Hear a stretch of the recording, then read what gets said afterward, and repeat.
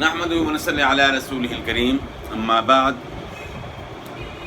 میم ساکن کے 3 احکام جو ہے ہم نے اس کے بارے میں سبق پڑھا تھا کہ میم ساکن کے 3 احکام ہیں۔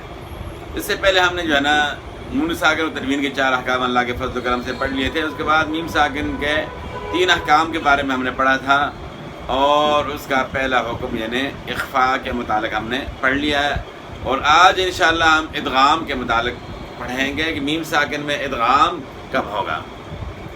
میم ساکن میں ادغام یعنی حرف میم کا دوسرے میم میں مدغم ہو جانا، یعنی حرف میم کا دوسرے میم میں مدغم ہو جانا تجوید کا ایک خاص قاعدہ ہے، جسے ادغام مثلین صغریٰ بھی کہا جاتا ہے۔ اب اس کی تعریف کیا ہے؟ میم ساکن میں ادغام، جب میم ساکن کے بعد میم متحرک آئے تو پہلی میم کو دوسری میم میں ادغام کر دیا جاتا ہے، یعنی دونوں میموں کو غنہ کے ساتھ ملا کر پڑھا جاتا ہے۔ اس ادغام متماثلین بھی کہتے ہیں۔ اب اس میں شرائط جو ہے نا آپ نے جو ہے نوٹ کرنے۔ شرائط کیا ہیں؟ نمبر 1، پہلا حرف میم ساکن ہو، پہلا حرف جو ہوگا وہ میم ساکن ہوگا، دوسرا میم جو ہے وہ متحرک ہوگا۔ حرکت کا مطلب ہے کہ زبر زیر پیش جو ہے اس کو متحرک کہتے ہیں، تو یعنی دوسرا میم جو ہے وہ متحرک ہوگا۔ نمبر 3 جو ہے غنہ کے ساتھ ادغام ہوگا۔ یہ 3 شرطیں جو ہے نا یہ لازمی ہونی چاہیے میم ساکن میں ادغام۔ پہلی شرط کیا ہے؟ میم ساکن ہو، پہلا میم جو ہے وہ ساکن ہو، دوسرا میم متحرک ہو، اور نمبر 3 جو ہے غنے کے ساتھ ادا کرنا ہے۔ اب اس کی مثالیں جس طرح لکم کم من، لہم مشو، لہم مغفرۃ۔ اچھا، طریقہ ادا جو ہے نا وہ سمجھیں۔ طریقہ ادا کیا ہے؟ نمبر 1، پہلی میم کو دوسری میم میں مکمل طور پہ ملا دیا جاتا ہے، یہ طریقہ ادا ہے۔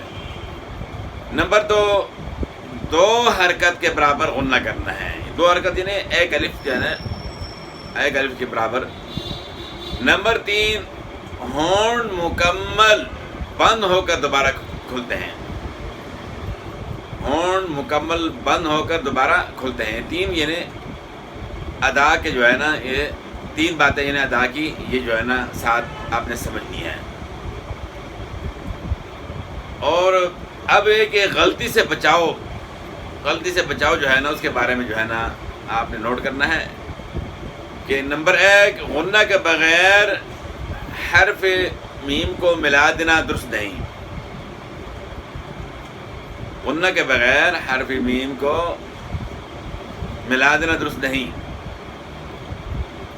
نمبر 2 کیا ہے؟ غنہ نہ ہو تو قاعدہ ادغام نہیں کہلائے گا۔ یہ 2 باتیں جو ہے نا ان سے آپ نے، اس غلطی سے آپ نے بچنا ہے۔ پہلی غلطی کیا ہے؟ غنہ کے بغیر صرف میم کو ملا دینا درست نہیں ہے، اور نمبر 2، اگر غنہ نہ ہو تو قاعدہ ادغام نہیں کہلائے گا۔ ادغام کے لیے جو مکمل شرط ہے وہ پوری کرنی پڑے گی۔ اور اب یہ کہ لہٰذا لازمی طور پر غنہ کے ساتھ پڑھیں۔ معلوم کیا ہوا کہ غنہ کے ساتھ لازمی آپ نے ادا کرنا ہے، غنہ کے ساتھ لازمی پڑھنا ہے، غنہ لازمی ہے۔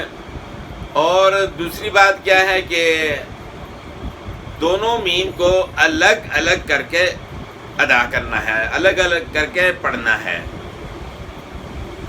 اور تیسری بات جو ہے میم ساکن پلس متحرک، یہ ادغام کے لیے جو ہے نا شرط ہے، میم ساکن پلس میم متحرک، یعنی پہلا میم ساکن ہوگا، دوسرا کیا ہوگا؟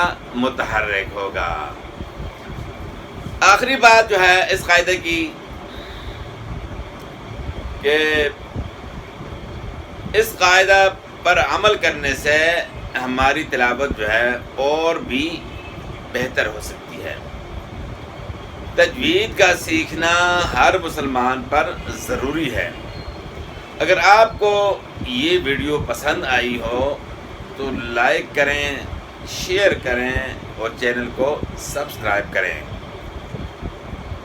باقی انشاءاللہ اگلے سبق میں حاضر ہوں گے، اور اگلے سبق میں انشاءاللہ اظہار کے متعلق، میم ساکن میں اظہار کے متعلق انشاءاللہ ہمارا سبق ہوگا، اور یہ میم ساکن کے 3 احکام میں سے آخری جو ہے نا ہمارا سبق ہوگا۔ تو آج یہ دوسرا سبق تھا ہمارا۔ اس سے پہلے ہم نے اخفاء کے میم ساکن میں اخفاء کے متعلق اللہ کے فضل و کرم سے پڑھ لیا، اور آج ہم نے میم ساکن میں ادغام کے متعلق پڑھ لیا۔ تو ڈسکرپشن میں انشاءاللہ جو ہے اخفاء کے متعلق جو ہم نے میم ساکن میں اخفاء کے متعلق پڑھا تھا اس کا لنک انشاءاللہ اس میں موجود ہوگا، وہاں سے آپ دیکھ سکتے ہیں اگر کسی نے جو ہے نا ویڈیو جو ہے نا دیکھی ہو۔